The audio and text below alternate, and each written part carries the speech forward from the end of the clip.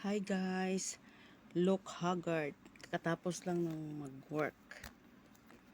So ipapakita ko sa inyo yung eyebrow shaver ko. Kahit wala na akong eyebrow, meron akong shaver. Ito siya. Yan. Ganyan lang siya guys. Tanggalin takip at saka ito. Ayan. May press button siya. Tapos iganon na. Panglinis ba sa mga nagkalat na buhok-buhok. Kahit wala nang ang buhok, mag-shave pa.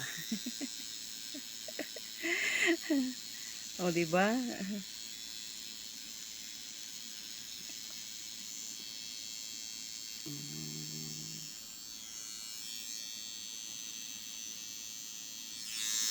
Bye! Thank you for watching. Yun lang.